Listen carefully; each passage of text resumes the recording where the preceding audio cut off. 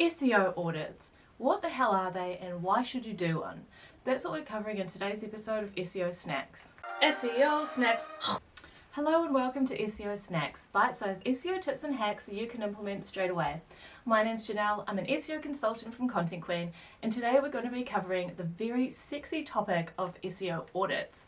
What are they? What do you actually find out from them? Why are they useful? And my tips for conducting them. So, as this is called SEO Snacks, snacks are involved and I've got until the end of my snack to tell you my SEO hack or tip. You can nominate a snack by leaving it in the comments. So let's find out what my snack of the week is this week. And this week's snack is lolly cake. Oh my god, this is like my childhood. Oh wow, if you haven't had lolly cake before, I think it's a New Zealand thing. It's just this delicious slice of coconut and it's got little lollies within it that have been chopped up and it's all hidden away. Yum! See? Oh, lolly cake, it's so good. So as the most important part, which is the snack, is out of the way, let's get right into the content, shall we? So an SEO audit. Okay, let's be honest here. An audit to do with search engine optimization, it sounds very unsexy and not fun. But it doesn't need to be sexy or fun to be important.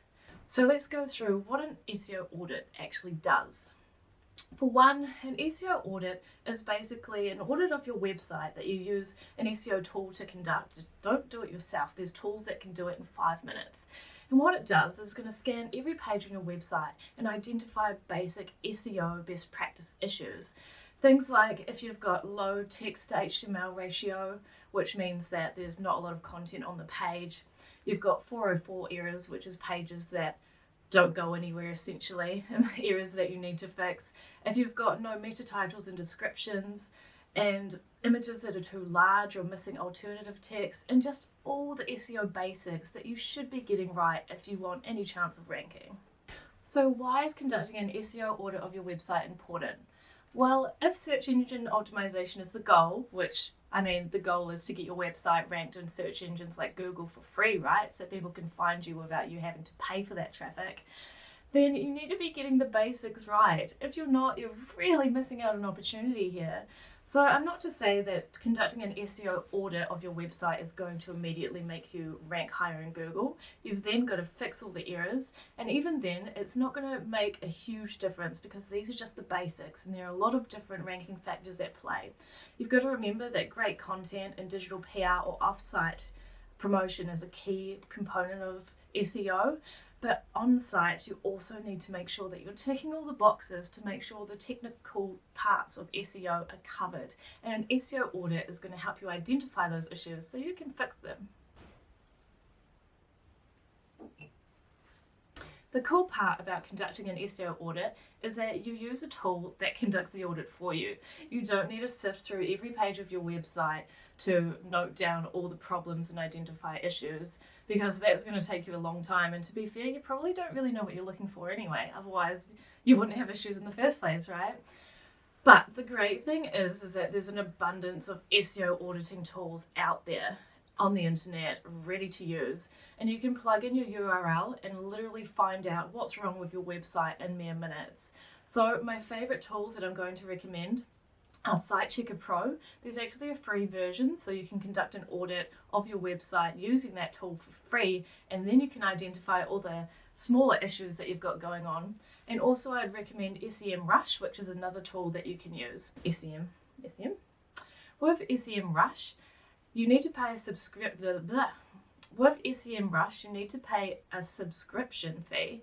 However, what I'd recommend is actually doing the 14-day free trial, conducting the audit of your website, noting down all the issues, and then cancelling so you get that information for free.